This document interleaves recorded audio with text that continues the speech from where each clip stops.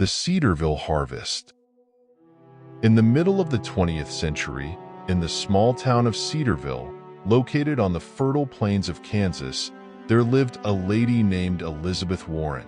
Elizabeth, a 60-year-old widow, was known for her effort and dedication, characteristics that made her a respected figure in the community. After the death of her husband Robert, Elizabeth single-handedly managed the farm he had left her, growing wheat and corn with the help of some local workers. Elizabeth, despite her advanced age, was a resilient woman. Every day at sunrise, she was in the field, supervising the work and offering guidance, but she always ended up getting her hands dirty along with the workers. His knowledge of agriculture and his hard work sustained the farm, even in difficult years. Cedarville was a close-knit community where everyone knew and supported each other, especially in times of need. One year, a devastating blight struck the region, threatening to destroy Cedarville's wheat crops. The pest, unknown to local farmers, seemed immune to all traditional control methods. The leaves of the wheat plants began to turn yellow and wither, and the grains, which should have been plump and golden, were blackened and soft. The harvest, which promised to be abundant, was on the verge of failure.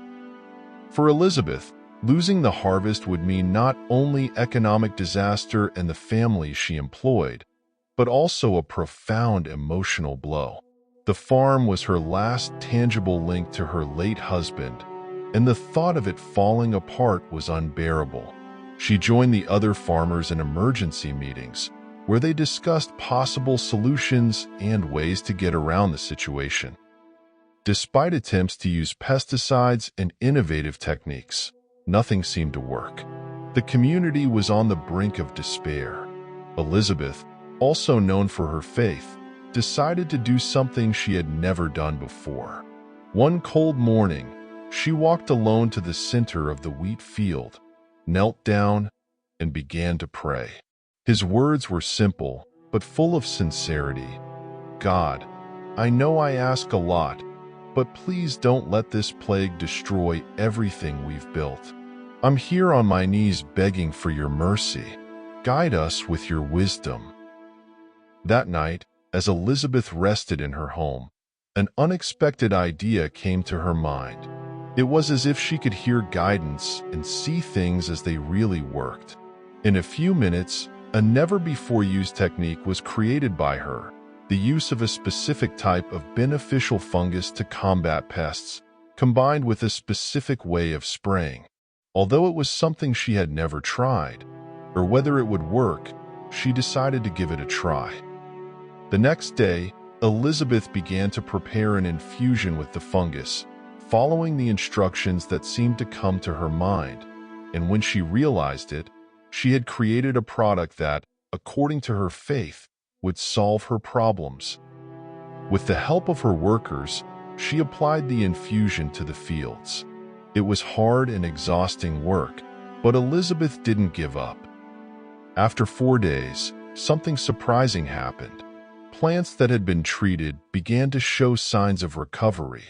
The leaves were greener, and the wheat grains began to develop properly, and everything looked like it had come to life again. The workers themselves were in disbelief as the news quickly spread, and other farmers came to see what Elizabeth had done. Inspired by their success, Cedarville farmers began applying the same technique to their own fields. Slowly, the pest was controlled, and crops began to recover. The community, which was on the verge of collapse, found new hope and strength. As the months went by, the farmers only knew how to talk about how prosperous their crops were. Cedarville celebrated that harvest with a Thanksgiving festival. For many, what happened in Cedarville was nothing short of a miracle. For Elizabeth, her attitude of being truly sincere with the God she believed in caused all the inexplicable changes and moved her farm and others in the community away from imminent disaster. The technique she used was studied by agronomists and became an example of how knowledge, experience, and innovation can come together to solve modern problems. But for her, no knowledge would work without faith.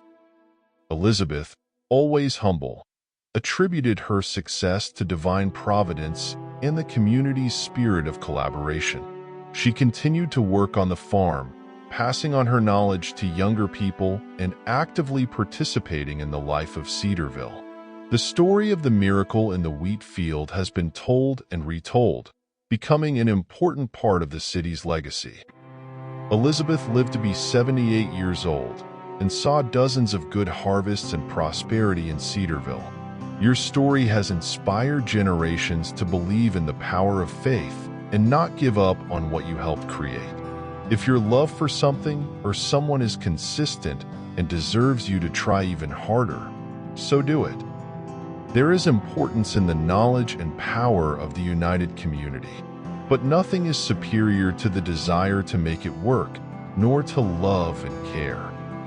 But if you have everything and you don't have the Creator God as your foundation, it wouldn't do any good, she said. And so, in the heart of the Kansas plains, the memory of Elizabeth Warren and the miracle of the field remained a strong testimony and attested by dozens of workers that even in the darkest moments, hope and wisdom can light the way. An attitude triggers other actions. Something new learned takes you to another place. A simple and sincere prayer to God can reverse a story that seems lost. Do your part, and God will do His.